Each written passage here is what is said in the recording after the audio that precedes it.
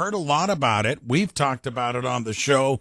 And now I want to get and talk to a guy who kind of roundabout way is directly affected by it, and that is the actors' strike in Hollywood. It is our film study professor, Joe Fortunato, with us this morning. About a month or so, we talked about the writer's strike, and now this actors' strike of 160,000 actors, actresses. And, Joe, this is a big deal when we talk about this industry, not only entertainment, but economically. This is a huge strike. It really is, Ray, and good morning, everybody. And not exactly a happy topic like we have on our normal Friday slot, but it is a very big deal. And as I said when we talked about the writer's strike, I'll give you the disclaimer, if you will, that I am a dues-paying member of the Writers Guild. So even though I don't currently make my living as a writer, I am a member of the Guild, and so I do have a little bit of a bias here. And I have many friends in SAG-AFTRA.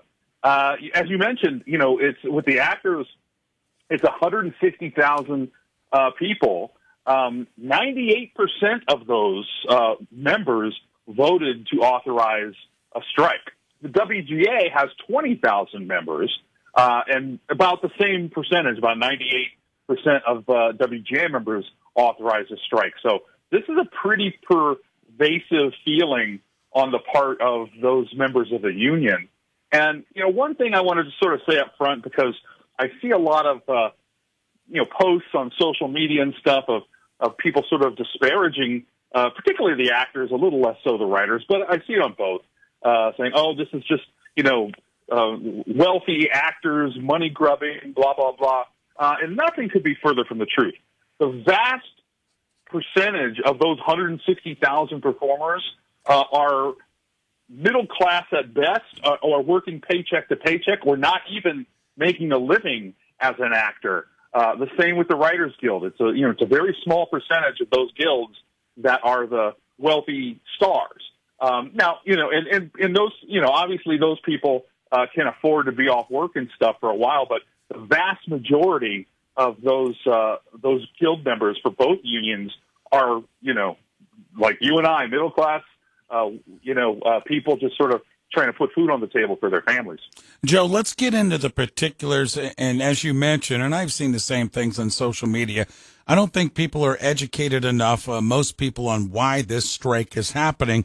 They hear the term AI, but they might scratch their head and say, well, how does that affect an actor or an actress? And I thought maybe you could jump into that. I get it because I'm into the radio industry where AI is also going to be a factor going forward. But talk about the concern of actors and actresses in regards to AI, and then maybe even streaming, if you like.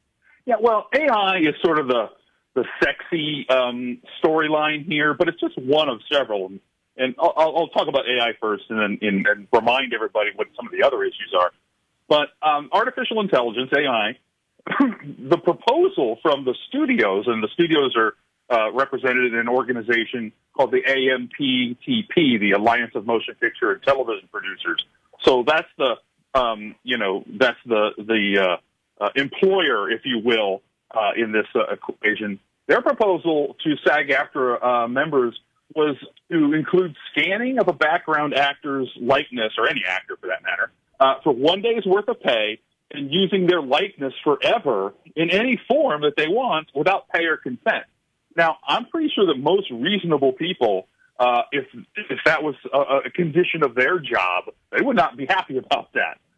You get paid for 1 day's work, and then they can use your work in perpetuity without your consent or anything. So that's a big sticking point for the actors. For the writers, it's a little bit different, but and actually it's even a little easier because, if AI is writing stories and scripts, that puts writers out of work. So this is a big deal in terms of the technology, and that's usually how these strikes work, is it's a technology.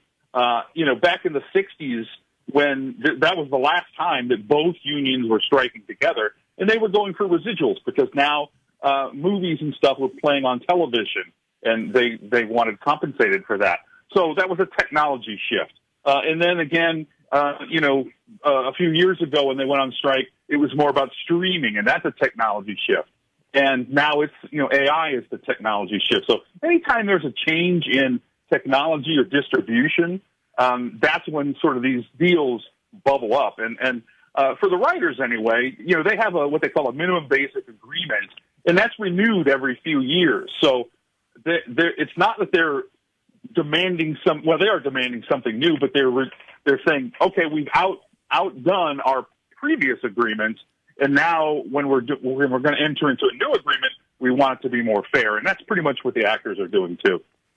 With us is film study professor Joe Fortunato with us at WAKR. Joe, I remember when the writers' strike happened, you said, you better dig in. I think this could be quite lengthy. What about this strike by the actors? Are you feeling that this could also be lengthy? One never knows, but it could be. And, with both unions on strike, that shuts pretty much everything down because at least when it was just the writers, there was no new material being written. But anything that was already written could be in production. Now with the actors on strike, that shuts down too. So the only exception now is projects that don't fall under the purview of the guilds or the unions. For example, there's some things that are shooting in England, and they have different rules, and it's not the jurisdiction doesn't follow over there, so they're able to do some production over there. But pretty much most everything emanating from what we call Hollywood has shut down, and there's a lot of people knowledgeable about the business. Barry Diller, who was a legendary executive and throughout Hollywood for the last 40 years, really is retired at this point. But he was on a news program the other day saying, "Look, if they can't get this together, this is going to be a real dire consequence for the entire industry." And there's actually even some of my friends who know Barry Diller, saying, "Hey, he should go in and be like a mediator and maybe help this along." So maybe something like that could happen. But as it is now, the AMPTP and the two unions are very far apart, and this could go a while. Joe Fortunato is with us, film study professor. And Joe, when we were talking, and I was talking a few months ago with some people in the airline industry about the lack of pilots and air travel and that type of thing, and said, hey, you got to remember as well, it's a whole team that flies an airplane, and you have to get everyone together. I bring that up because for a production, when you're talking about a strike of writers and now the actors of 160,000, and you just mentioned pretty much shuts down the industry, this is a huge economic impact when you talk about all the other people on those teams for those productions, right? And you've been right in the middle of that, and I'll let you expand here, from television shows to movies to series to specials. All these people right now, all of a sudden, their jobs have come to a halt. Well, you're absolutely right. And let's put this in perspective. We all go to the movies, we all watch things on television or whatever, and what happens at the end? You have these credits. And these credits roll for 10 minutes sometimes with thousands and thousands of names of people that are working on that movie. All of those people are now out of work. So it's the ripple effect is huge. And, it's not just the crews and stuff. It's caterers and people, who do stuff like that, who, provide, food and meals on sets. And just you can just sort of see the ripple effect. And like I said, just imagine all those thousands of people on the credits. They're now out of work, too. So it's not just affecting those union members, but it's affecting potentially millions of people who work in these industries. Joe, anything else you'd like to translate to the listeners, something they need to know that maybe they don't know in regards to this strike? Well, it's kind of, obvious when what can the actors do or not do, and people will say, oh, well, they can't act. Okay, well, that's pretty straightforward. But there's a whole lot of other stuff, that they can't do. They can't do, looping, they call it, or ADR, voiceovers, and they can't go on, the talk shows are shut down anyway, but they can't go and promote their movies that exist. So they can't really do anything that is sort of even tangential to performing. So it's they can't do podcasts in some cases. They can't go to screenings. They can't go to award shows.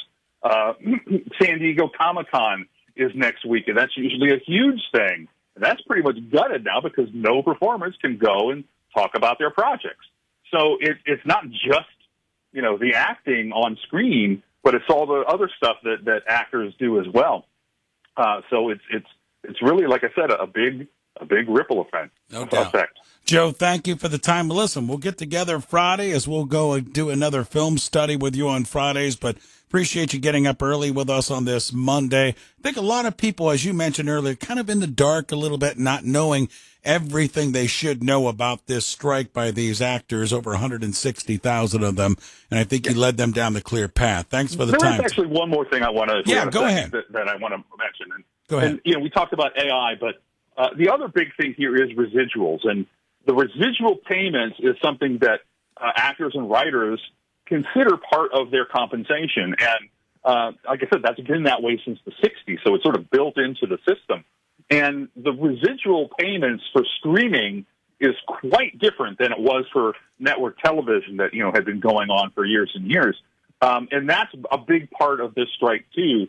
And a lot of people say, well, I don't get paid residuals on my job. The residuals, like I said, is sort of built into the system. And essentially, the actors and writers are not getting paid as much. And again, forget the rich, actors and stuff. They're not getting paid as much, their market value up front, and they're getting paid, over time if the show is successful and it goes into repeats and is entertaining other people in other venues. So, that's the built-in part of this that people aren't considering. And, it's the residuals are a big part of how actors and writers make their money over the long term.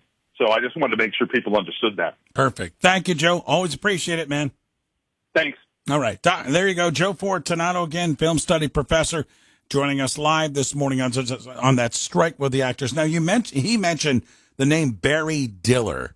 He's a former movie head, somewhat retired. A lot of people are calling for him to come in and mediate. He mentioned on a show, he's on CBS News' Face the Nation yesterday. Here's a little bit on what Barry had to say about this strike. Well, the problem with this, all strikes get settled.